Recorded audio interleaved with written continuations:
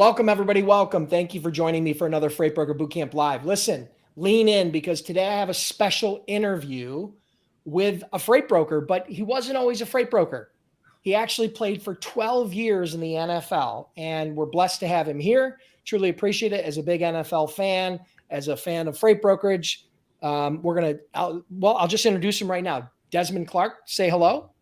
Hey, how y'all doing out there, Dennis? Thanks for having me on, my man. Yeah, thank you. Appreciate it. We're going to let some people get live. All right. Okay. But I figured in the meantime, we'll chat a little bit. And then here's the agenda, guys. Here's how it's going to work, just to give you a heads up. First, we're going to do the interview.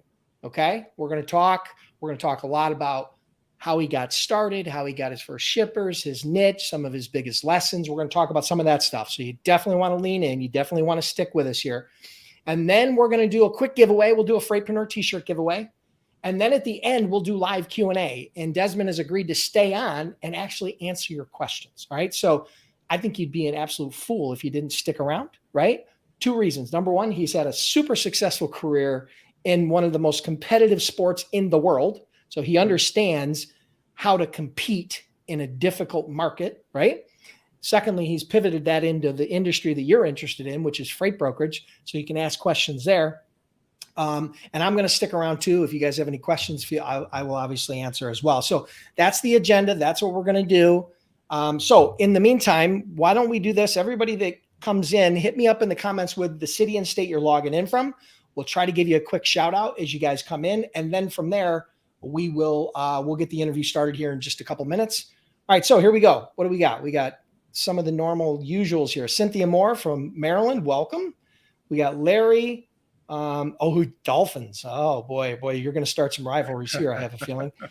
We got Zoran from Macedonia. I love that. We've got Michelle from Topeka, Kansas. We got Tom from Springfield, Missouri. We got Kat Moody, from Orange County. I always call her Kate, but her name is Kat. So we got to make sure we have that correct. Papa Bear in a chair from Kansas City, Missouri.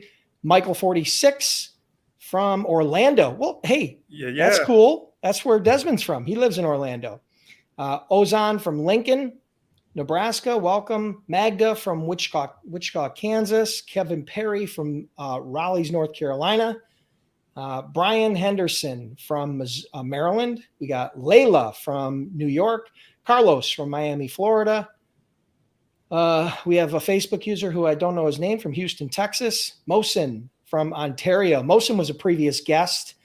Congratulations and welcome. Thank you for joining. D'Angelo, 9876. Chicago Bear. Oh boy, here it comes. The shots are being fired. Dante from Portland, Oregon. Gloria from Castleberry, Florida. Kevin from Indiana. James from Chicago, Robert Blake from Hightstown, New Jersey, Petula Johnson from Las Vegas, Nevada. We got people from all over the place. I love it. Yeah. Thank you guys for joining me. Truly appreciate it. I know you guys have a busy schedule. I know that it's not always easy to jump into these at noon, whether you're running your business or you're in a job or who knows, maybe you're driving truck or whatever it is that you get doing your day-to-day. I truly appreciate you guys being here in these lives. And again, if you are not yet subscribed on YouTube, we always release these replays and edited versions on YouTube. So you can check that out on my YouTube channel. Obviously, make sure you subscribe, hit the notification bell. But how are we doing here? All right, cool. So here's what we know. The majority of the people are going to catch this on replay. So I think we should just dive in. What do you think? Let's do it. Cool. Let's give them something to come back and look at. That's right. It's important. So listen. Today, I'm interviewing the gentleman on the screen here. His name is Desmond Clark. He went from being an NFL star to starting and growing $1 million plus freight brokerage. So, Desmond, welcome to the show. Again, I appreciate you having me on, man. And this is exciting. I know a lot of people look at me as that celebrity, but then I look at Dennis Brown as, man, that's Dennis Brown over there, because you were that one of those people that I looked to learn this business when I was just studying it and was getting interested in it before I committed to it. So I appreciate you doing everything that you do for everybody who's in this industry. Yeah, thank you so much. Thank you for the kind words. I appreciate it.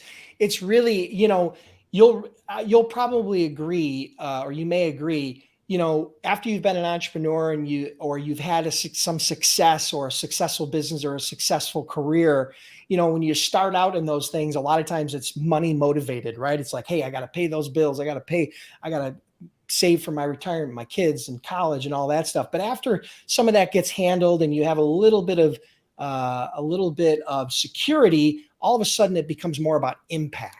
Right. And so that's kind of where my focus is shift since, growing my freight brokerage, selling my freight brokerage. And that's where this is my impact time, right? This is where Freight Broker Bootcamp has that impact. So I really truly appreciate you doing it. And I know that you've had some huge impact, not just on the field, but even after the field. So why don't you give us a little bit of a quick intro, talk a little bit about how you got into the NFL and then what you've done post NFL. Yeah, so most people know me from my NFL days playing 12 years in the league. Grew up in Lakeland, Florida, right down the street from Orlando, here where I live at now. I had the wonderful opportunity to go from Kathleen High School to Wake Forest University, where I was a student athlete. Left Wake Forest University as all-time leading receiver after a lot of hard work, a lot of summers and a lot of winter workouts. Was drafted into the NFL as a 6th-round draft pick to the 2-time world champion Denver Broncos. So I came at the end of the glory days. Never had played tight end before in my life, and then I had to transition to that position with the best team in the world. So that was a challenge for me. But after going through camp and actually having someone to reorganize my thought process about how I challenge myself and look at myself in the NFL, I actually made it 12 years off of one piece of advice that I hope we get to talk about a little bit. But then after the game, now what am I going to do? I wasn't one of those persons that had a plan. So I got into real estate, and it was brief. And then I spent 10 plus years not 10 plus, like 8 years in the financial arena while I was a financial advisor. And then I kind of grew out of that and wanted to do something to make an impact like you're talking about, Dennis. So I started speaking and I started coaching, leadership coaching full time in 2019 as I transitioned out of what I was doing in the financial industry. And then you caught me, Dennis. And this logistics world caught me. And now you guys got me trapped in this logistics world, which I was introduced to in 2021. Studied to make sure that I wanted to do this because I felt like the next thing that I do, I need to go 100% and really commit to it, grow some roots in it and make it happen. And I'm here today and the roots are growing and we're making it happen. Yeah. And your first year, just to tease everybody, your first year in the business, since really just starting the business with really no experience, you did over $1 million in sales. Absolutely. And yeah, no experience, just some coaching, right? Just a little bit of coaching. I never worked a job in this, but I studied it and I felt like this is something that I could be good at. And in short order, we made it happen. It hasn't even been a year yet. Yeah, I remember you telling me that it's coming up on your year anniversary here in the next week or so. Today is a year. Today's a year. I started May 1st. Oh my God, that's amazing. And one thing I think you forgot to mention, in the meantime of doing the NFL career and then the financial advising and now this, you also wrote a book, didn't you? Yeah, I did write a book and I got it right here in front of me, Principles of Winning, man. I took all of those experiences, the good and the bad, because it was really after the Super Bowl when I started thinking, we lost the Super Bowl, but I started thinking, how did I get to where I come from to where I'm at now? How did all that happen? And that kind of started me thinking about all the lessons that I learned. When I lost, why did I lose? When I won, why did I win? And it all became this motivational speech that I used to give. And then in 2019, when I went full time as a motivational speaker, I wrote the book so it'll be out there. So it's not just coming from my mouth. People can actually read it. Love it. Where can people get the book? I mean, is it on Amazon? It's on Amazon. Great. Absolutely. Love it. So, check it out on Amazon. That's awesome. I'm going to get a copy myself. I truly appreciate it. All right. Awesome. Good read, Dennis. All right. I love it. And maybe we'll have you back on here in a future date to really kind of maybe pull that book apart. Today, we want to focus in on kind of the post NFL and kind of your whole freight broker journey. Okay. So that's what we're going to talk about. So we've already determined that you started your freight brokerage May of last year. So it's been a year. You said exactly a year today, which is amazing. We didn't really coordinate this way, but it just kind of worked out. So tell me, first of all, why freight brokerage? I mean, of all the businesses, real estate and financial advising, and you could have went into technology, you could have went into anything, the insurance business, whatever, right? You could have got caught up in the crypto craze and the NFT thing and all these things, but you chose freight brokerage. Why? Tell me why. I think to get into the freight brokerage business, you have to have the right type of makeup. This is not for everybody. The thing that I loved about Agreed. it is the hustle of it, right? Every day you're doing the same thing, but you're doing it with different people. I like to say you're doing the same thing, but you're doing something different every day.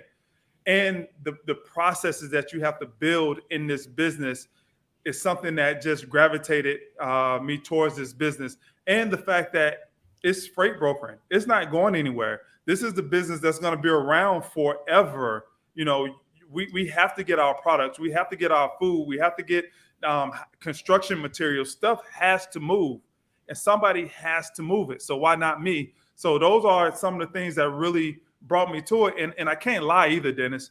If you do it well, you can make a little bit of change doing this business if you do it well. So let's not forget about that part, and let's not shy away from it. Yeah, 100%. I like to tell people, there's two ways you can start a business. There's two different types of businesses. You can dig for gold, or you can sell the shovels.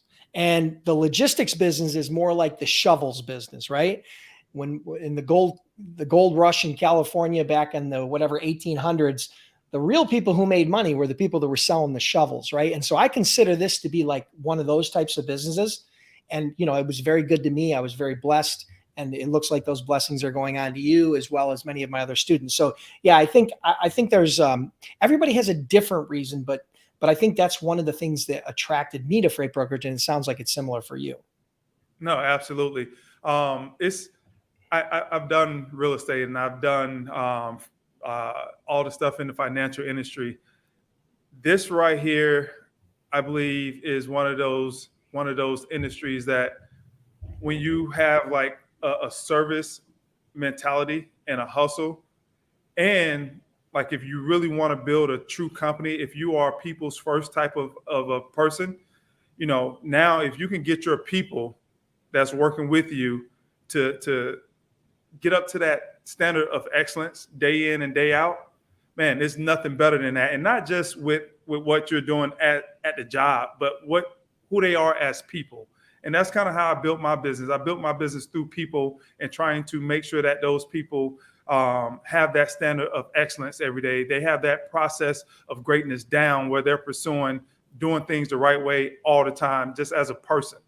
Yeah, I love that culture inside your business from startup. Most startup founders and early entrepreneurs don't think about that culture, which is really kind of what you're talking about, which is those things that are baked into your business that are just absolutely required. Some of those, the goals and some of the things that you really everybody has to be in line there. So no, I appreciate you taking the time to do that, because that's really important. It will pay huge dividends later as you start to grow, because you won't experience the same level of turnover as a lot of people, of not only your staff, but also of your customers. So I appreciate that you addressing that early on and recognizing that. Okay. Quick question. So your first year you did a little over about $1 million in sales. Tell us about what niche have you decided to pursue? Or did you niche down, or have you kind of spread it out? Where have you found your success? And talk to us a little bit about that. Right. So it's just been recently over the last 2 months that I've really been looking for that niche. Right. Before it's just, hey man, let's just get some freight in here and get some revenue. Cash flow. But just over the last couple of months, we've really been focusing on the state of Florida. Okay. And I look at it like this. You got a needle and you got the eye of the needle, and you got to put the thread through the needle. And putting that thread through the needle is Florida, right? And then from that, once we get those relationships, now we can pull that thread through to all the other states. But first, we want to dominate the state of Florida with what we do with flatbeds, also vans. And then we are also moving into the dredge market and warehousing also. So we want to be that total service provider for anybody that's bringing containers in the state of Florida. And that's where we're putting all of our energy. And that's where we, like I said, we want to be dominant. And then from there, we can grow those relationships outside of the state. So the majority of your freight outbound out of Florida or inbound?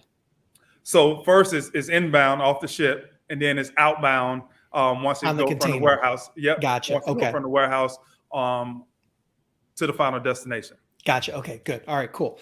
All right. So tell us a quick story about how you got your first shipper, how you started moving your first load. Because I still remember mine. I remember the name of the company. I remember how much I paid, how much the load was. I remember all that, right? And even though that was a really long time ago. Yeah, almost 20 years ago, right? So tell us about your first time. Tell us how you got your first shipper. Yeah. So the person that gave me my first load, her name is Christy Wallner from Synchro, USA Synchro, and it was for $2,800. So I will never forget. And then like 2 days later, she gave me another load for $2,500. So I made $5,300, and those are my first two loads. But it was nerve-wracking because I was going for like 3-4 weeks, Dennis, of just calling, getting hung up on, not knowing what the heck I'm talking about either. Right. And just trying to figure it out, and then just studying. Okay, well, I got hung up on when I said that, so maybe I should go a different direction. And when I finally got Christy on the call, and she was like, "Oh, this is perfect timing. We do have a load that we need to get out." And the fact that I played with the Chicago Bears and I found a connection with her because she was a Chicago Bear fan, and she gave me that 30 seconds to just connect with her. That's what made it all happen. And she didn't know that I was a newbie. She didn't know that this was my first time shipping a load. Right. I came back and I told her this like 7-8 months later. But once I got it and she said yes, Dennis, that's when all the pressure hit. Yeah. Because I'm like, what? Okay, I got it. Now what? What do I do now? Yeah, be careful what you ask yes, for. Exactly. So that was that story. After 3 or 4 weeks of just calling, somebody gave me 30 seconds, and then I connected with them, and then we got a chance to talk for 2 to 5 more minutes, and then they was like, okay, yes, I got a load for you. Love it. So you were doing a lot of outbound cold calling. Mm-hmm. And you were getting the normal sales rejection. People are just hanging up on you and or not giving you a whole lot of time, and you felt rushed and you weren't quite sure. But what I like about what you said was you were methodical about noting in your mind, or maybe even jotting it down, what was working and what wasn't. And then you were making adjustments, just like in football, right? I mean, Right. Just like in football.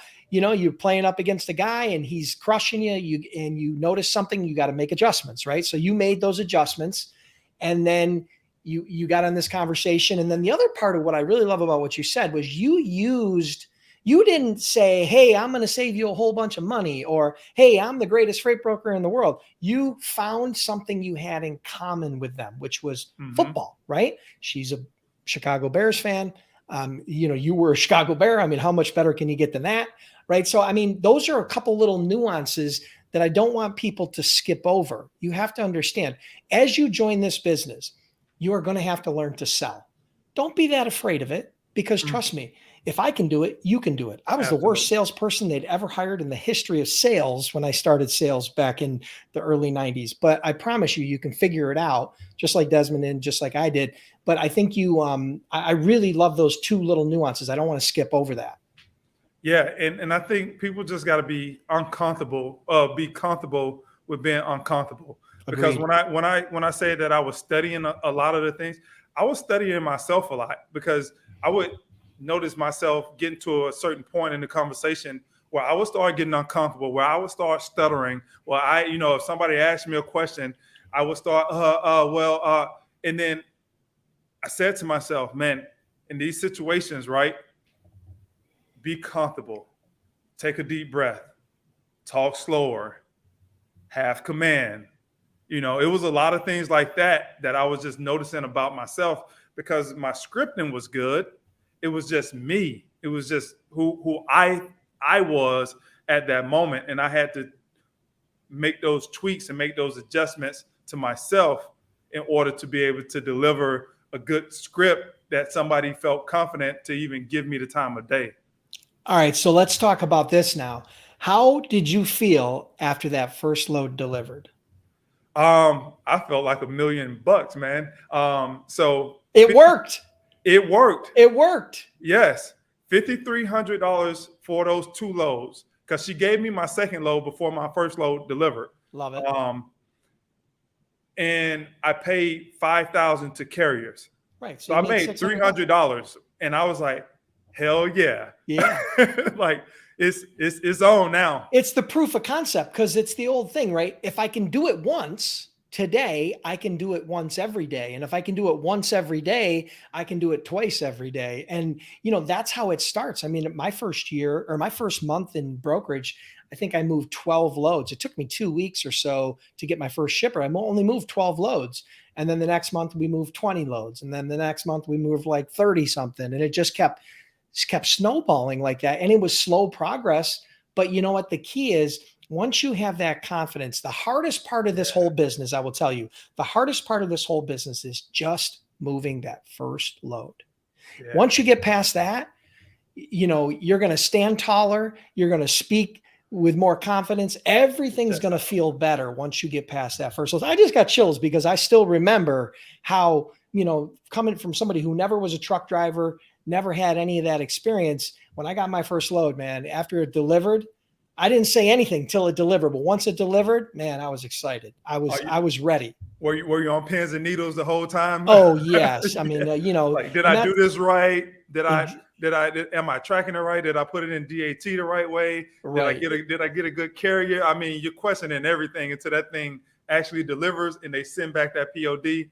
And I was like, you can breathe easy. Yeah, I love it. No, it's great. That's why one of the reasons why I love these interviews, because it kind of brings me back to those early days. And those early days, man, you can't replace the feeling of having that sort of momentum and growth and the things that you're going through. I'm in a lot of ways I'm jealous, right? Because you just got to go through it. So I'm living vicariously through you. So all right, couple other questions here. So we know you're niching down and you're doing drayage in Florida, a lot of Florida outbound freight. So we talked about your first shipper, and that came through cold calling, and you built some good rapport there. Let's talk about this. I mean, along the way, this is one of the things that people really struggle with, right? They're afraid to make mistakes. They're afraid to fail. They're afraid to do something wrong, right? They're afraid of what people might think of them or whatever, limiting beliefs they have in their head. It's usually some sort of fear, right? So I'm assuming, much like myself, you made some mistakes, right? I know I made some mistakes. I know I made mistakes yesterday, let alone, 20 years ago when I didn't know what the heck I was doing. Talk to us about maybe one or two of those mistakes that you made and maybe some of the lessons you've learned from those mistakes, because I think that's really will help build the confidence of some of the people that are listening today.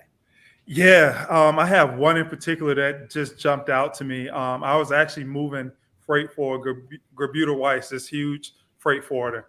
And they were one of my first customers. And I had this California load. It was $1,500, but they had to deliver it at the airport. And at the airport, you need the TWIC car. You got special times that you could be in there. And this was my first time ever taking a load with these type of restrictions on it. And I gave the guy the wrong time to be there. And when he got there, it was closed. So I forget. It was the last free day, LFD. Everybody will learn that. It was the last free day for that package to be picked up. So now they got fined. And when they told me that they got fined, I mean, I could have peed on my leg because I didn't understand what all that meant. Right. But from that $1,500 payoff that I got, I think I paid the truck driver like $1,400 because I was just trying to get it covered. Right. And then they had to pay an extra $600 and something odd dollars that now I had to pay back to them. So now I'm in the red like $600.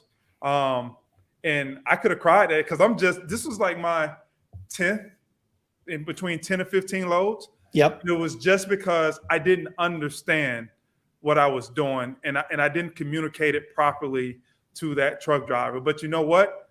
I never made that mistake again. And I don't think I will ever make that mistake again. I don't think any of my guys will ever make that mistake because I already made it. And then for me, Dennis, it's like it's okay to be scared. It's okay to have fear. Be okay with having fear, because that fear is just telling you there's danger. Be on high alert. Make sure that you dot all your I's and cross all your T's. So embrace that when you're feeling nervous about something. Just bring it on in. Yeah, I'm nervous about it, but what am I actually nervous about that I need to be paying attention to? Right. Yeah. So just so you guys understand, in the drayage industry, okay, when you're doing drayage freight, he mentioned last free day, LFD, right? Their shippers can be fined and have additional charges if the provider doesn't pick up and also doesn't deliver on time, right? So there's some deadlines there that can cost you extra money. Now that's a nuance that's very specific to the drayage industry. Now, if you're just moving van loads or flatbed loads or reefer loads, typically those things don't exist, right? You've got a lot more flexibility in picking up and delivering, depending upon what your shipper's requirements are. But if you deliver something an hour or two or a day late, yeah, it's not good and it's a service failure. But at the end of the day, you're not going to get dinged, a $500 or $600 fine because of that. So that's a nuance to drayage. And it's something, it's a hard lesson to learn. It's something that Desmond learned, and it's something that everybody in that industry, I don't know one person who's ever been in the drayage, who took the drayage niche and went forward with it, that didn't run into that sometime early in their career. And then they learn from it. And then from there, they make sure they dot their I's, cross their T's. They make sure that they're really ahead of the game so that they don't run into that. And you know what? Here's the reality. Here's the funny part. The reality is, even though that happened to Desmond and he lost $500, I can almost guarantee you, and I've never had the conversation with him about this before, because he made sure that, number one, it did finally get delivered, and number two, he did pay them back that fine money. They continued to do business Still with got him. the account. And the lifetime value of that client is probably worth tens of thousands of dollars a year, right, for him in profit. And so that small fine still was a great cost of doing business. It's a learning lesson. But at the end of the day, the lifetime value of that shipper is worth more than the results of any one load. So he did what he had to do to make sure that that customer was happy at the end of the day.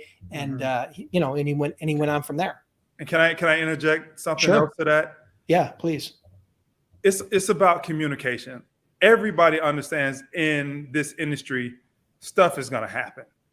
Just Friday, I had a truck that got into an accident. We couldn't deliver on time. But if you communicate and you just be honest with people, they get it. They get it. But you never want to just go to people with a problem. If you have a problem, you want to communicate the problem, but you also want to communicate what you're doing about it, the solution that you have in mind to make them feel better. Okay, that happened, but here's what I'm doing. And then I will check back in with you in an hour to give you an update. And I believe when you operate like that, people feel better about who they have moving their freight. Yeah, I've found that, I agree with you 100%. People in the logistics industry, and especially shippers, understand that, it's the old adage, right? Shit happens, and it does happen. Here's the thing. What you have to do is take ownership. Yes. Right? You have to take ownership of that mistake, even if it wasn't your fault. Maybe the driver screwed up. Maybe there was things outside of your control. You still have to take ownership of it, right? Mm-hmm. Don't say, oh, the driver screwed up or the loader screwed up or whatever. Don't cast it onto somebody else. Once you take ownership of it, typically shippers are going to stop screaming at that point and they're going to start focusing on the relationship. But when you start pushing it to other people, all of a sudden now they think you're BSing them. They think you're lying. You lose trust. They lose faith in you. And then even after you deliver that load, they may not give you another one because you've lost trust. Most people, I talk about this a lot. Most people think the number one objection in this business is price. It's not. The number one objection in this business is trust, because I don't care how cheap you are. If they don't trust you, they're not going to give it to you. So you don't want to break that trust. Okay. So yeah. So anything else you want to add on that, Desmond? Yeah, man. Trust is in that book that I showed you, The Principles of Winning. Yeah. The number one principle is all you have is your name and your word. And that's about building trust with people. And if you can do that, people can look over the inevitable mistakes or mishaps, as long as that they trust that you got their best interest in mind. So build your name, build your word. That means basically build your brand, on things that are real that people can trust in. Love it. Perfect. So tell us, so you're starting to hire people now. You got a little bit of a team. I want to pivot into a little bit about the current business and what you see maybe, in the next year or two, what your goals are there. And then we'll probably jump into some Q&A after that. Okay. Yeah. So I have a team of 5 people now. We have a carrier rep. We have we have 2 salespeople that we're developing now. And also we have our customer. Why am I losing my train of thought for what his title is? Our customer rep. We just deal with the customers. So I'm really excited about where we're at. So you're about to scale. You're trying to ramp up here. Yeah. Especially with the sales side of everything, because when I came into it, I didn't have a focus on just having someone out there selling. So now, hey, we have 2 people that's all they're doing is selling. And all we're doing is, hey, they're making the calls. We're analyzing, hey, you made 1,000 calls over the last 7-8 days. What's the feedback? What are we getting? What do we need to change things up? Are we getting the amount of leads that we're expecting? If we're not, then what do we need to do different? And we're just trying to optimize our sales staff to be experts at what they do and drive leads to our customer reps now that they can go back and close on those leads. So I'm very, very excited about that, because that's something that we didn't have before. That's going to drive our revenue and drive our opportunity. So it's scary at the same time, because you're talking about making mistakes. At the beginning of this year, Dennis, I ended last year and it's like, oh man, I'm at $100,000 of revenue for 3 straight months. All we need to do is plug and play, right? And then I hired 4 people, 2 of them being producers, without really vetting them, without really, doing my due diligence, thinking it was just going to happen, right? And it didn't happen. And the most hurtful part of that for me was having to let go of the 2 that were not income producing positions, because the 2 income producing positions didn't produce. I learned from that, and I said, okay, how do we actually scale this thing the right way? I got to studying, and I said, okay, this is a model that we can use. And so now I'm knee deep into that model of training the guys and making sure that we become excellent salespeople to feed the organization the leads and the opportunity that we need.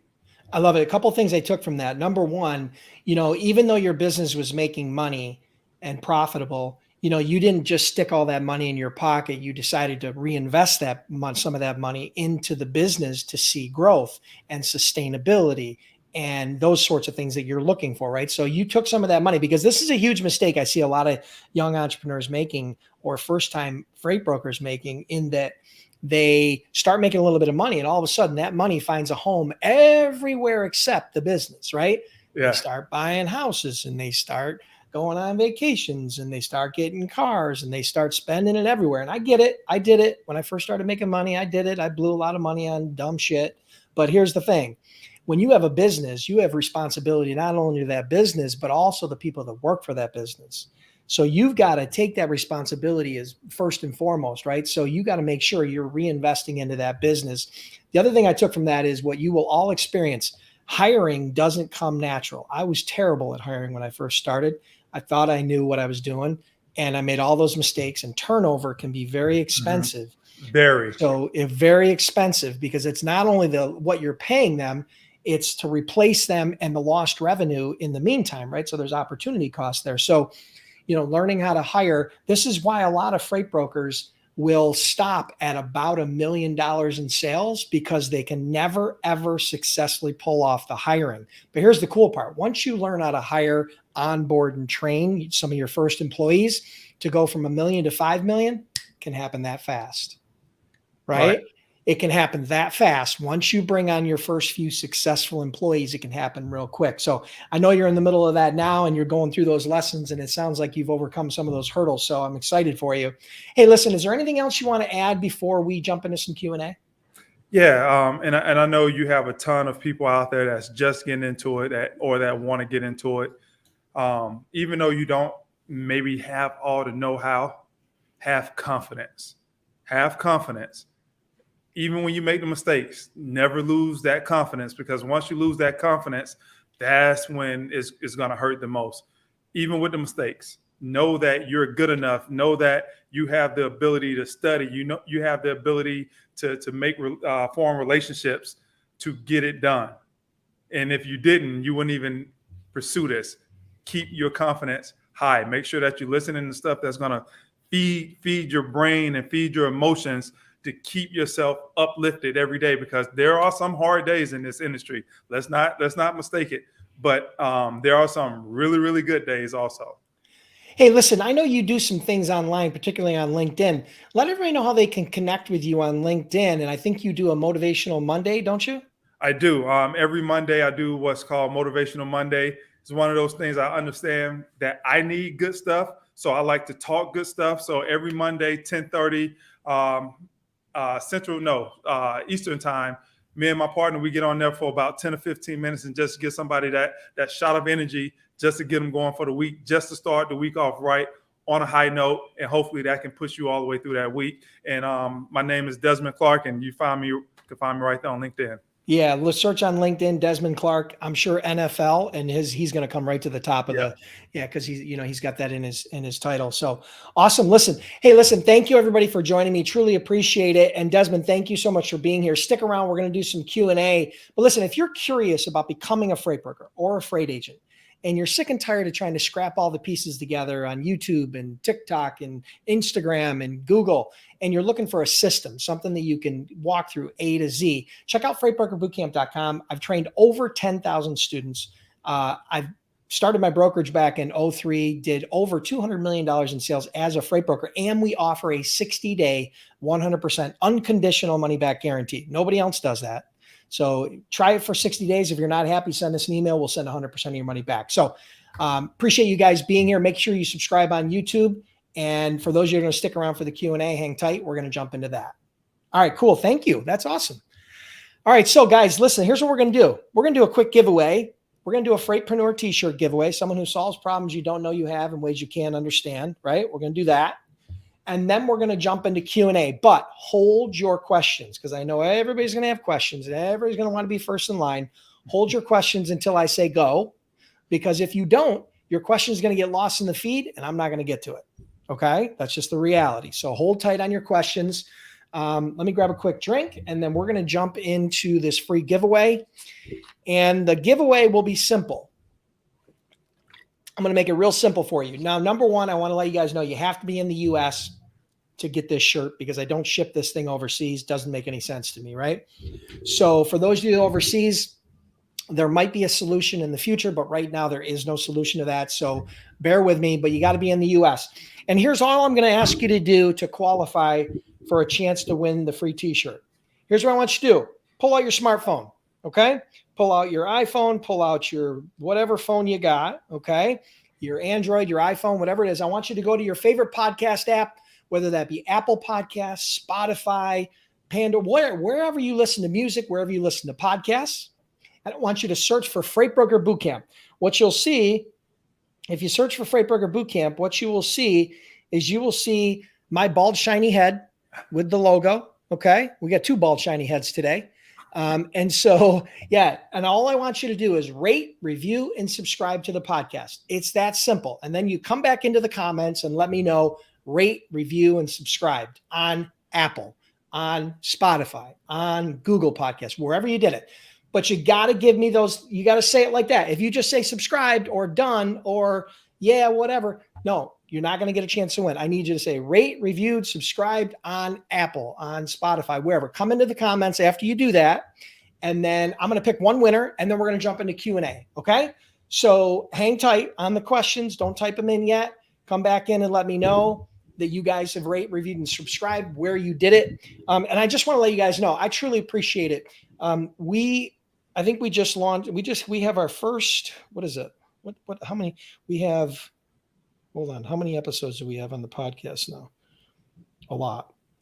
I think we're approaching a couple hundred podcast episodes, free. These are all absolutely free. The podcasts are audio only. You can check it out when you're walking the dog, when you're on the treadmill, when you're driving, wherever you're at. It's a great way to consume the information. And it's the best of the best trainings that I have. We've been very blessed. We've been ranked in the top 100 out of all entrepreneur podcasts by Apple Podcasts, which I assure you there are tens of thousands or more entrepreneur podcasts out there. So we were very, very blessed. And that's all because of you guys tuning in and listening and binge listening to the episodes. So thank you so much for that. But yeah, hit me up in the comments. We've got Sierra did it. So she's subscribed on Apple. So let me know, rate, reviewed, and subscribed, and hit me up in the comments. And then we're going to pick one winner, and then we're going to jump into Q&A. Okay. So Desmond, while we're waiting for this, quick question for you. Have you been using LinkedIn at all for your business?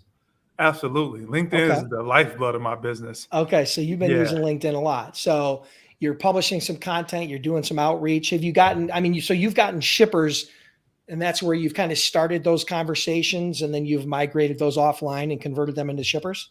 Absolutely. And I use LinkedIn a lot because a lot of times people don't want to be sold to. Yeah. So I use LinkedIn a lot to write and to do, like I said, my Motivated Monday, so they can understand who I am and about my approaches and how I think, because I believe that most people, they want to come to someone who they connect with and they could say, you know what, I like the way that person thinks about A, B, and C. I like his process about A, B, and C. Yeah. So that's why I'm on LinkedIn a lot, and I put out a ton of content just so people can kind of dive into who I am as a person and a business owner.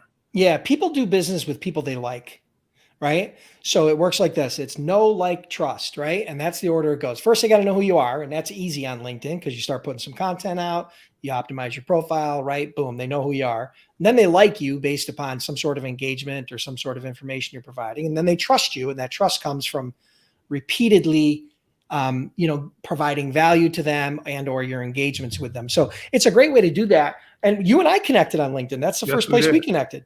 Yes, sir. Yeah. I mean, I think probably 60, 70% of the people I connected with in this industry came from LinkedIn. Yeah, no, it's a great tool. And again, it doesn't mean that you don't do other sales efforts. Mm-hmm. LinkedIn is a great tool to help support those sales efforts, right? So here's what I'm not going to tell you. Everybody that's listening here, because I get a lot of questions about this, and we probably will in the Q&A. Again, we got about 1 more minute, and then we're going to do the free giveaway, okay, for the t-shirt. So hit me up in the comments. Make sure you go to your favorite podcast app, Spotify, Apple Podcasts, wherever. Search for Freight Broker Bootcamp. Rate, review, and subscribe. Come back in and let me know in the comments, and I'm going to randomly pick one person. Then we're going to jump into Q&A. But what I'm not going to tell you is, you're going to be able to just post some picture on LinkedIn or some little motivational quote on LinkedIn, and that's going to convert into a shipper. That usually doesn't happen, but it can convert into a relationship, and then that relationship, based upon how you navigate that relationship and the value you can provide for that relationship and how you handle and treat that relationship, that can cultivate into a prospect, which can cultivate into a shipper, which can convert into, revenue for your business. So it can happen that way. And it sounds like that's, you're not out there, spamming people, trying to beat them over the head with your pitch. You're using it as a way to develop relationships and to start a conversation, which is really the right way to do it. Yeah. And sales is a conversation. That's all that it is, Dennis, is having a conversation about, hey, what do you do? What are your needs? And how can I be effective with helping you to provide value for your needs that you have? And then people got to think about it like this: play the long game. And that's easy to say, but harder to do. Is don't think about just right now. Think about, all right, how do I develop this so it lasts for next year, for 5 years down the road, for 10 years down the road. And I think a lot of times when people understand and can see you playing the long game, where it's not just, hey, let me just get a transaction out of you right now, people feel better about that interaction. Love it. All right. So listen, let's jump into I'm going to do the quick giveaway. Sante, you are, I should have set some rules here. You're crushing the thread here with trying to make sure you get that t-shirt. You've entered, rate, reviewed, and subscribed like 20 times. Listen, I love your enthusiasm. So here, listen, I'm going to close my eyes and randomly pick one. And Sante, if you win, man, you're in trouble. But anyway, here, ready, set, here we go. And I'm sorry, brother, but you didn't win. But Sandra Cotta, rate, reviewed, subscribed on Apple. Love it. Thank you so much. So Sandra, here's all you got to do. Either on LinkedIn or on my Freight Broker Bootcamp Facebook page, I need you to message me your full name, your mailing address, your size. These are unisex sizing, small, medium, large, extra large, whatever it is. And let me know that you won the podcast subscribe t-shirt giveaway. I'll send you off the Freightpreneur t-shirt, someone who solves problems you don't know you have in ways you can't understand. Okay. So that's all you got to do in order to claim your prize. Send that to me. You'll get the shirt within a couple of weeks once it gets processed. Thank you everybody for playing along. Thank you, Sandra, and congratulations. All right. So here's the good news.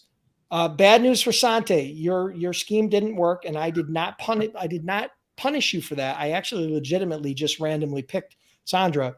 Maybe next time, brother. Now let's hit him up. Let's get some questions going. All right. If you guys have questions for Desmond or for myself or for both of us, let us know in the comments what your question is, who you want to address it. Say both, Desmond, Dennis, whatever you want to do. Hit us up with some questions. We'll do our best to answer those questions. We've got about 15 minutes for Q&A roughly. So get those questions flowing. We'll jump into them. We'll get to as many as we can with the time allotted. The reality is we won't get to all your questions. And for those of you that we don't, I apologize, but come back next week and we will definitely try to make sure we answer those. So Sandra finally won. Really, you got it. I love it. I've given away hundreds of these shirts, by the way, and I'm still haven't been smart enough to start selling them because I'm not in the t-shirt business, but I've given away tons of these. As a matter of fact, it's funny because I'm in the process right now of trademarking Freightpreneur, but who knows what might happen in the future, but ultimately let's see what we got. All right. So here's a question from NextLinks. It says, I'm in drayage and intermodal. How do you get shippers in this niche? So Desmond, talk to us about how you're getting shippers in drayage. So can I just be very, very blunt and honest? Yes. 100%. This is my partner's niche. So I developed a relationship with Justin. He has a warehouse over in Tampa, and so he's the guy that reaches out to these liners and these companies and understands what's coming in and how to pitch them. I'm more of the over the road guy, so he gets the drayage in, he moves the drayage. That's his specific role. Once it gets to the warehouse and needs to go over the road, then that's when I come in. That's how we work our relationship and our partnership. So I don't want to tell you anything that's going to lead you astray or not be good advice. I wish I had Justin on. He can give you full details, but me right now, I can't because that's his side of the business. But a lot of the shippers that you're doing, a lot of the people that you are doing business with for the drayage side are freight forwarders, I assume, right? Absolutely. They are freight forwarders and companies. We just delivered a bunch of loads for Best Buy and LG. But the containers came off the ship. They got moved to the warehouse. They got moved to the drop location. And now those had to be moved out to wherever they need to be moved out to.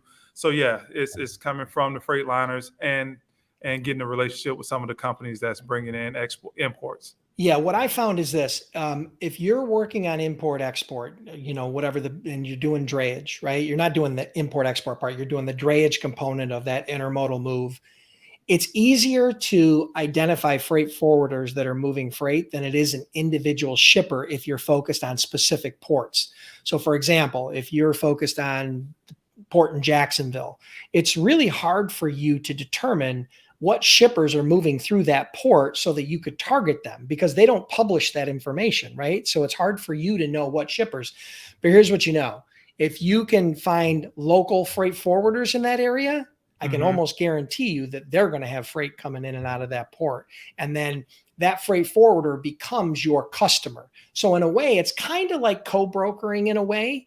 But the reality is these freight forwarders will outsource a lot of their over-the-road stuff to brokers if they don't always have good carriers in mind, or if capacity is a struggle or rating or whatever the case may be. So I find that if you want to focus in on that niche, freight forwarders are a great way to do it. Now, you can also go direct to shippers, but ultimately, again, it's kind of hard to target if you're working on a specific port. Right? If you're working in a couple of specific ports, it's hard to target shippers direct unless you have some sort of inside information, which is what Desmond's, Desmond's partner has, right? Because he's moving some of that freight already. So he already knows who some of those big shippers are. So, but I think you hit it. I think you hit it right on the nose, Dennis. Have a couple ports that you major in. Mm-hmm. And that's what they do. They have a couple ports that they major in. And now, my relationships with the freight forwarders that I have, now I'm asking, hey, do you ship into the Tampa, Jacksonville ports? And if you ship anything into the Tampa, Jacksonville ports, we want to be your go-to provider to move any containers that you have in those ports. And we have warehousing. And then from the warehousing, we could get with our cartage service, get it to the short runs, or with our over-the-road service and our brokerage, get it to wherever it needs to go. So focusing on just a couple ports is definitely the way to go. Yep. Perfect. All right. Good question, Next Links. Thank you. All right. Samaj has a question. When would be the best time to start hiring? Okay. I'll start and then you can jump in. So there is no best time. Okay. There is no perfect time. The time to hire, as a general rule, is going to be a little bit different for everybody, depending upon your risk tolerance, depending upon your financial situation, depending upon your goals, right? So there's a lot that goes into that. But the reality is that when you need to start considering hiring is when you as a startup broker, okay, are so busy that you say to yourself, I don't have time to prospect. Okay? Because that's the clue that you're getting. That's the clue that the universe is giving you, that if you want to continue to grow, you've got to change course. You've got to invest in some hiring to buy back your time so that you can continue to prospect. Okay. So that's a very simple rule, a simple guideline, a baseline for you to go from. And again, that may happen faster than others, right? But ultimately, here's what you know for sure. If you are at a point where you're, at 80 or 90% of capacity and you're finding it hard to prospect for new shippers, it's probably time to bring an operations person in to start posting those loads and combing the load boards and following up and doing check calls and following up on PODs so that you can spend your time selling. That's my 2 cents. What about you, Desmond? Yeah, I think it's just, you got to understand what you're trying to get accomplished. And hopefully you came in this with some sort of a business plan of how you want it to grow. When I get to a certain point now, that's when I'm going to start hiring people. When I get to a certain financial stability, hopefully you have something like that in place and you're not just doing it willy-nilly. That's going to be the best way because you already planned it out and you're going towards a specific direction. For me, I was a little bit different, knowing that I came in without any experience and with a bunch of leadership skills. I came into it thinking, all right, let me learn it. So I did all the calling. I did all of the quoting.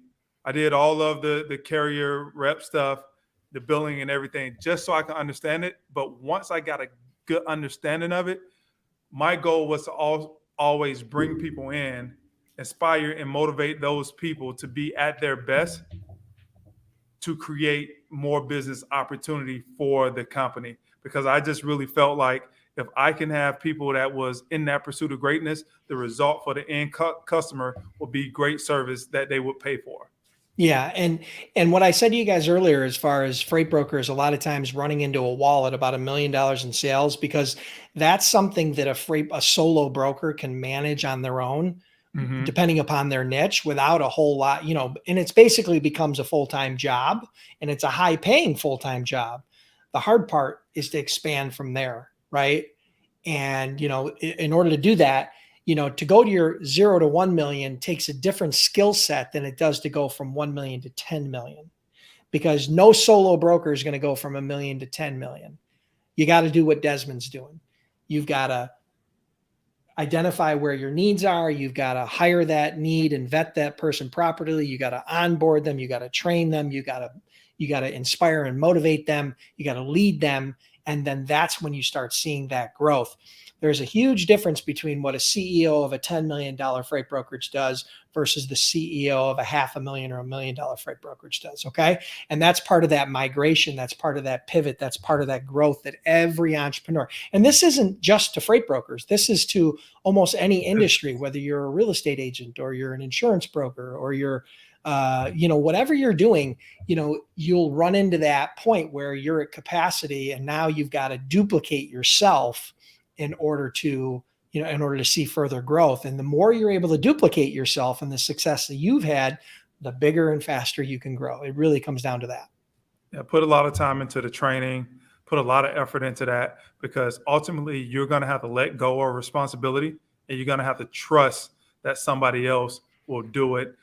Probably not as good as you. Definitely not as good as you. Yeah, because they're not going to care as much as you care about your own business. But hopefully they can do it at an 85, 90% kind of a ratio of what you were performing yourself. But that's the hard part of just letting it go and trusting somebody else with it so you can move on and have the best use of your time. Yeah. See, the big advantage that Desmond had over most people that are starting in the logistics industry as a startup is, while he never drove a truck, he never was a freight broker, he never did dispatch, he didn't even know what the hell a load board was, probably just like me. What he had a couple of things going for him. Number one, he knew how to compete. He knew how to work, right? He knew what it took to compete. And so he had that was built into him, right? I mean, from the time he's been a kid, he's been a competitor. You don't make it into the NFL unless you are highly, highly competitive. Okay. It just doesn't happen. There's nobody that they all have that personality. And secondly, he developed leadership skills, right? And that leadership is where most people struggle, right? Because people, unless you're put into those leadership positions, it's hard to learn that on the fly and it takes time. So what he lacked in logistics experience, he made up for in some other experiences through his life. And you may have that same situation as I'm talking to you in the audience. You may have some unique experience in the produce industry or some unique experience and you were a teacher and you're really good at teaching people how to do things. Everybody has those unique skill sets and abilities that can help as attributes to the business. You just have to figure out what they are. Absolutely. All right, cool. Good question, Samaj. All right, let's see. All right, so Ciara has a question. How do you feel about freight market rates and how are you adapting to it? Well, I don't feel anything about it because I can't control that. So I don't have a feeling about it. I know, it's a lot of drivers out there. There's a lot of freight brokers out here that's complaining about what the market rates are.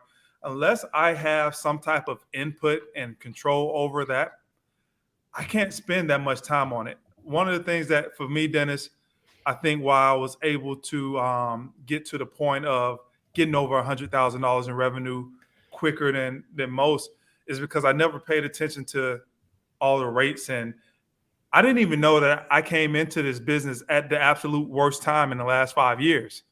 I just knew I had to get out here and I had to go get shippers that was willing to pay me whatever. And then I had to go and find a driver that was willing to take, 10% lower than what I got paid just so I can make a margin. That was all I thought about. Yeah. The rate, I can't control that. I can't make the shipper pay me, more than what they have on their budget. Now that I'm a little bit more seasoned, do I have some influence on it? I think I have some influence on it, but I can't dictate to them what they're paying me. And what I mean by having influence, I can sell myself, I can sell my brokerage to say, hey, over the past 3 months, you've been going between me and this other brokerage. And I noticed that it's been times when I've been $100 over that last person, but you routinely come back to me when they fall and they slip. So instead of, going for that extra $100 that's not going to break your budget, come over here and just pay for the service, so you don't end up losing $500 or $700 because that person fell through, and now you got extra charges because you wasn't able to pick up on time. So that's what I mean by I can influence it. That don't necessarily mean that they're going to pay it. I don't have control over that, so I don't have feelings about the freight market rates. Yeah. So I love what you just said, and I want to just amend and add to it a little bit. Here's what you have to understand about the freight industry. When the economy is good and there's a lot of freight, rates go up because there's more freight than there are trucks. Okay. So it causes a spike in rates. But here's what you have to understand. When the economy is up and there's a lot of freight, guess what? It's hard to cover loads because all the trucks, there's too much competition for trucks. Okay. So it's a double-edged sword. Now, when freight volumes are down, there's more trucks than there are freight, so rates go down. This is just economics 101, right? I just want to share this with everybody. Shippers don't determine rates, brokers don't determine rates, carriers don't determine rates. The market determines the rates, and it's based on supply and demand. And so here, when volume goes down and rates go down and there's more trucks than there are rates, guess what? It's a heck of a lot easier to cover loads because you got more trucks than you have loads, so you have less competition. So what you have to understand is that there's pros and cons to every situation, right? Here's the thing you need to learn about the logistics industry. It goes up, it goes down. It goes up, it goes down. It goes up. Sometimes those cycles are yearly. Sometimes those cycles where, we've had a really good run for 5 years where rates just continue to go up. And then all of a sudden the economy changes. But here's what you have to know. Desmond started his time in the worst time. He started it after the boom, and it was in a downturn. And he did $1 million in sales his first year. And right now you have other people that are quitting because they don't have that heyday of $5 a mile rates from anywhere to anywhere. Right. And so some of that comes back into your mindset too, right? If you use that as a limiting belief to stop you from doing the things you need to do every day, then, chances are that's going to have a serious impact on your business. Desmond didn't play that game. He didn't worry about where the rates were. What he worried about was, can he figure out enough value to provide the shipper where he could make a 10, 15, 20% margin by finding a carrier that wanted to work with him on a long-term basis. So, and he was able to do it. So ultimately, if he can do it, if I can do it, you can do it. Absolutely. But you got to believe that, right? It doesn't matter what we believe. It only matters what you believe. So thank you, CR, for the question. Good question. All right. Niemer asks, where can you find loads to bid on? Okay. So there's a big misconception out there about the fact that people think that freight brokers get their loads from load boards. Okay. It drives me crazy because I get questions all the time. Hey, can I just go to some sort of a load board and submit my rates and get shippers? The answer is no. I've been in the business 20 years and I've never once found one successful freight broker that's ever built a business that way. Not one. And we're talking about thousands of people that I've personally met over that time period, right? Not one has ever done it that way. Here's how you get shippers. You do exactly what Desmond did. You identify some people that you think you could provide value to, that we call that your freight niche. You get their phone number. You connect with them on LinkedIn. You send them an email. You visit them face-to-face. You introduce yourself and you sell. Learning the fundamentals of selling is critical to your success. This is not one of those push button businesses where you're going to be able to, like you see advertised online. Hey, do this, do this. You don't have to sell. You don't have to do anything. That's not this business. If that's what you think it is, then I tell you right now, I wish I could help, but I can't. And you're probably not going to get any value out of this training.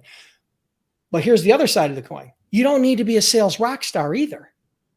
You don't need to be some charismatic sales rock star. Desmond is a public speaker. right? It is way harder for the average person to do public speaking than it is just to pick up the phone and talk to somebody on the phone.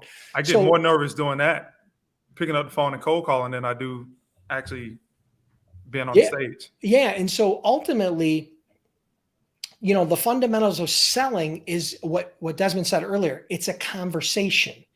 But what you have to learn is how to navigate that conversation.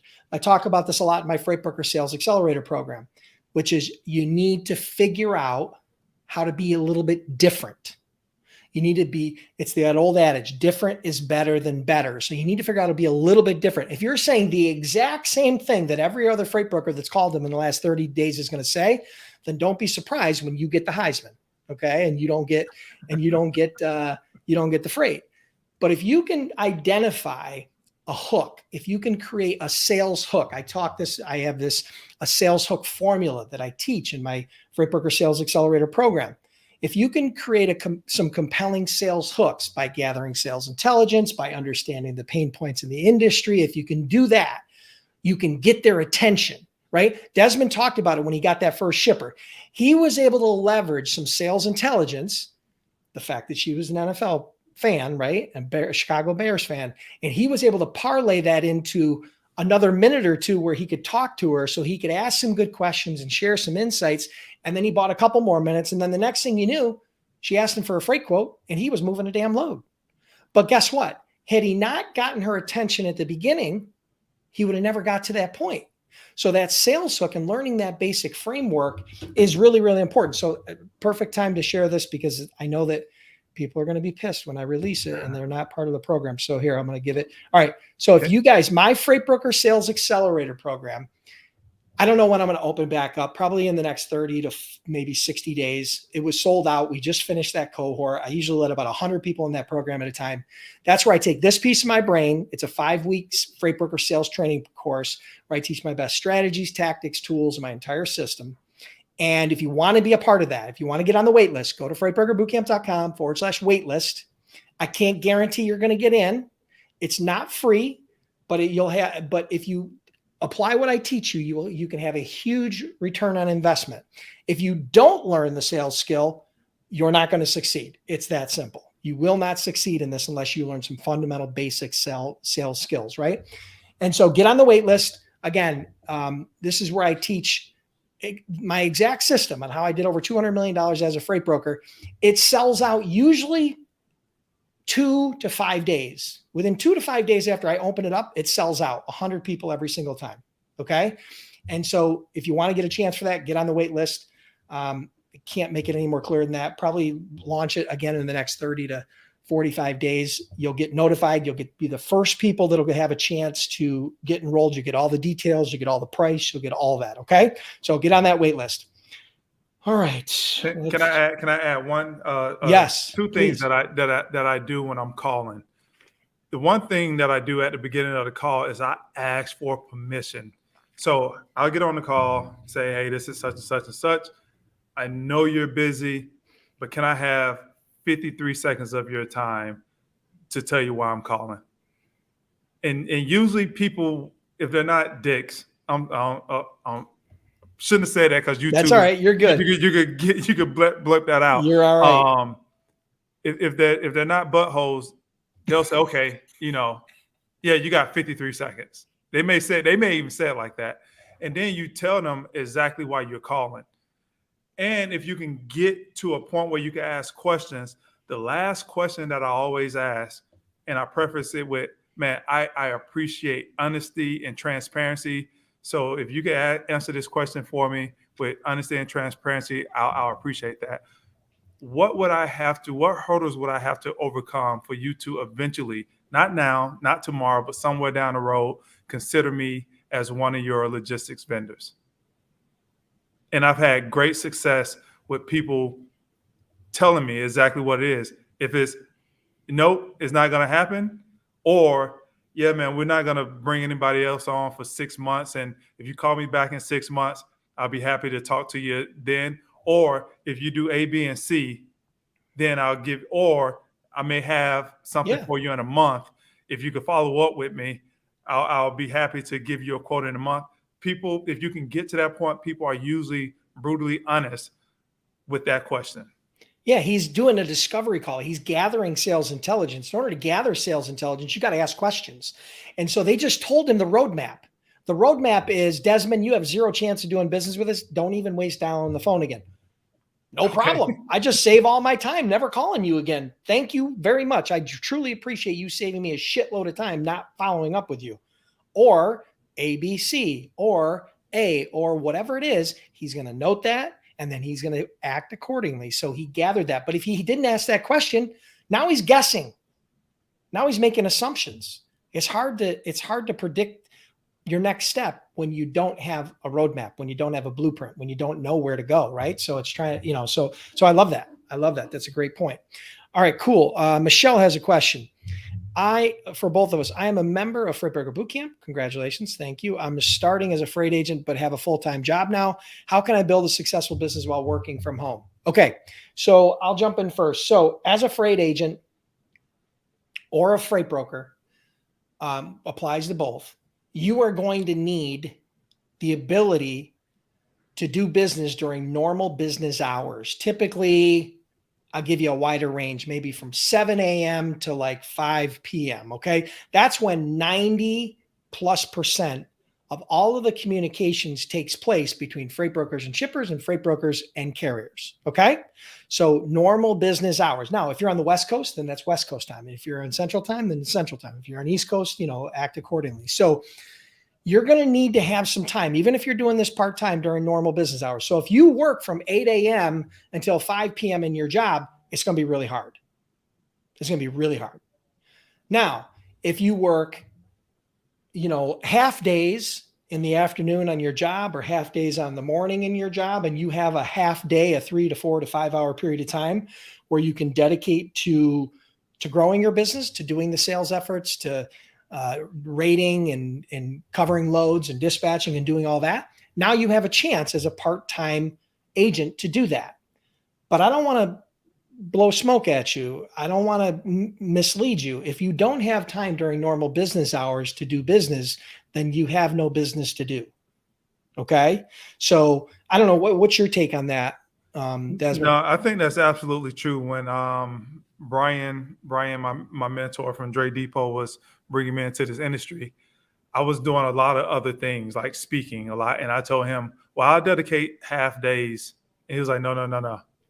This is a business that you have to be available. Now, what is available? If someone needs a load moved, you got to be available, especially if you reached out and you called them and you actually bid on it and they said yes. If you're not available when they need you available, you're going to lose that business. And you're talking about building a successful book. To build a successful book, you got to be available for your clients. So however you create that availability, just know, like Dennis said, from 7 to 5 and sometimes past 5, they're going to be looking to be served. And if you can't find the time to do it, you won't be able to build that book. I'm not saying that you can't, but if you can, have something where you could check in on an hourly basis or however you need to do it, you just got to make sure that you're available for your customers when they need you available. Yeah, you could probably, again, you're going to miss some opportunities because of your lack of availability, for sure. Right. And I agreed with Desmond. There's going to be opportunities that are going to come up that you're going to miss because you're not available because you're working in your other job. But you could probably get your first customer or two or three to start generating a little bit of cash flow to build that confidence that Desmond and I had when we moved our first few loads to make the leap, so that you can then at that point have the confidence to say, okay, I'm ready to make the leap. I'm ready to dive in full time. And that might be all you need, is that first couple customers to give you that confidence. And then you just and then at that point, you gotta go after this business or any business like your life depends on it. That is the reality of how you have to approach being an entrepreneur. If you think that being a successful entrepreneur is showing up at 8 and leaving at 4 and leaving it at the door and all that bullshit, that's not going to fly in a real business. I promise you. Now, you're going to have to work a lot of hours and put a lot of time and a lot of energy and blood, sweat, and tears into it, particularly your first year, right?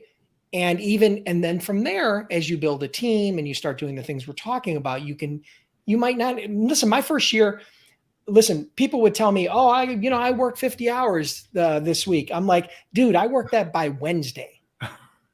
What are you talking about? Like that was the definition of my first year. I was working 80, and I'm not exaggerating. I mean, I'm not a person who's going to exaggerate about that. You can ask my wife. I'd leave the house before 6. I'd get home at 8. And that was my schedule for over a year. Now, I had different goals. I had different things that I was trying to achieve. My goal was to build a $100 million brokerage. From day one, that was my goal. Okay. That's a messed up goal for somebody who's never been a freight broker before or had any trucking experience. That's crazy, because that's mine also. Yeah. And it's a deeper story behind it. But yeah, that's actually mine. But see, the thing is, the fact that you have that, that, there's things that, when you have to make decisions about prioritizing your business and that's your North Star, those decisions are easy as hell. Yeah. You're talking about like waking up at 4:30 in the morning. I'm in this office by 5:30. And I got people that call me this weekend like, yo, bro, where you been? Yeah. What are you doing, man? What are you doing? Like, no, I'm here. I'm still here. That's right. I just don't have the time to get out and go fishing during the week like I used to have a year and a half ago. Yeah. Because I'm focused, because I'm trying to build something that's significant. And if it's going to be significant, and listen to this, Michelle, if it's going to be significant, it's going to take significant time. Agreed. Easy. That's the easiest way to put it right there. We should have started with that. Awesome. Thanks, Michelle, for the question. All right, listen, we're gonna wrap. Oh my God, we went way over. We're long-winded, my friend. We talk a lot. All right, we're gonna do one more question. I'm gonna randomly pick one, and then we'll try to come back into maybe the comments. Either myself or Desmond or both will try to come back into the comments later over the course of the next week, and maybe we'll be able to reply to you. Maybe we'll be able to message you, but we will try to come back and answer some of the other questions. Let me get in here and see if we get one more question, and then we're gonna wrap up because Desmond's got a business to run. Okay, here's a question. Would brokers find value in internships, just looking for additional opportunities to gain experience? Okay, so here's my take on internships. Now, as a broker, say I had a brokerage, right? Like Desmond has a brokerage right now, right? He's got 4 or 5 employees, and somebody came to him and said, hey, I'd love to intern for your business. So there is a certain value to Desmond to having an intern in a startup business. But what you have to understand is that interns are not a set it and forget it type of thing, right? Not if the employer is going to get value out of it, and not if the intern is going to get value out of it. You have to have a system for how are they going to benefit the business and how is the business going to benefit them? So if you have that roadmap of how they're going to benefit the business and how the business is going to benefit them, I would say interns are a great way to supplement some of your scale, some of the things you need to give back, to set up possible future employees that might want to come and work for you. I think those are great. I think it's a great thing to do. I'm more of a believer in paid internships. And the reason why, and I didn't used to be, back in the day, 20 years ago, I would have never paid for an internship. I would have been like, no way, you want to come work for me? Come work for me. You're going to show up and work for free. But now I've changed my tune. And the reason why is because I think that number one, they're going to take it a lot more serious if you pay them, even if they're only working 2 or 3 hours a day, right? Pay them some sort of a rate, pay them something sort of fair market rate. You ain't got to pay them $30 an hour, but pay them $10 or $15 an hour, depending upon what, to make it worth their time and to show them that you're serious about helping them as long as they're serious about helping you. And then let them know. But here's the thing. I would only hire an intern. This is my personal. I would only hire an intern if I truly thought that intern might be a possible hire to help support my business down the road. That's me personally. That's not all internships because that's not real, but that's me personally. So Desmond, what's your 2 cents? No, I totally agree with that. And here's why I agree with it, because if you're going to hire an intern, there's an ending date there, whether that's for the summer. And so now you've dedicated a bunch of your time and your energy, because when you get the intern in there, you got to train them to do whatever job it is. So that's time that you're committing to training somebody who's actually going to leave. So if that intern is not someone who you can potentially see long term, I think the time that you commit up front, unless it's temporary things that they're working on that you need to get done, that's different. But if you're training them on the whole system and how to sell and how to cover loads and all of that stuff, and then they leave, now you got to go right back and train somebody else to do that. Yeah. You need another employee. So it's a liability, not an asset. Yeah, it's a time commitment thing that you have to understand if you want to make that time commitment, and if that investment is going to pay off long term for you. And Desmond and I both took it from the business owner side. So let me take it from the intern side for a second. If you are someone who is trying to break into the industry and you want to learn the business from the inside out, and you've got someone local in your area and they've got a successful business, one of the easiest ways to break in the door without having any experience or any credentials or any credibility is to go offer to work for free. Now, I'm not telling you that they should bring you on for free. But what I'm telling you is, if you go there and you say, "Hi, my name is, my goal is to do this. I want to make an offer to you. I will work 10 hours a week. It'll cost you absolutely zero, and I'll do anything you ask that's legal." Okay? I'll do anything you ask that's legal to help you build your business. All I ask for in consideration is, after 6 months or 3 months or whatever period of time, you consider me when you are hiring your next employee. That, if somebody came to you and offered you that and they were serious, and I'm all over it. You're all over it. You're all over it. So if you are a young person or an old person and you want to break into the business, I don't care who you are, and you don't have any experience and you want to learn on the job, hands-on, right? Because there's people that learn better that way. I get it, right? You make that type of proposition to a real business owner, it's hard for him to turn down. It's almost impossible for him to turn down. So I wanted to kind of flip the coin on that a little bit and give a perspective from the other side. So, hey, listen, Desmond, thank you so much for being here. Man, absolutely. I really appreciate it. I'm not surprised that time flew way past, because, we got rolling on these Q&As. I think you dropped some great nuggets. Thank you so much. Listen, let everybody know how they can connect with you, whether it be on LinkedIn or whether we did talk about that, but is there any channels where they can get your book? Plug your book again. Show us your book. I want to see see how many people get the book. You can go to Amazon and grab the book, Principles of Winning, 5 Ways to Create a Standard of Excellence by Desmond Clark. If you want to connect with me on Instagram, which I would appreciate if you do, you can go to @DesClark. That's DEZCLARK 88, Des Clark 88. And also on all of the other social media channels, it's the same thing, @Des Clark 88. But most importantly, go connect with me on LinkedIn. That's where I do most of my content. If you one of those people that, hey, you like to get motivated, you like to feel like I'm about to go run through this wall, I'm your guy. Come check me out. I'll get you motivated and intense on a routine basis. Love it. Hey, congrats on all your success. Truly appreciate it. I'm sure we'll be talking more in the future. For everybody else, make sure you rate, review, and subscribe wherever you're at. And we'll see you next Monday with another Freight Broker Bootcamp Live. Thanks all.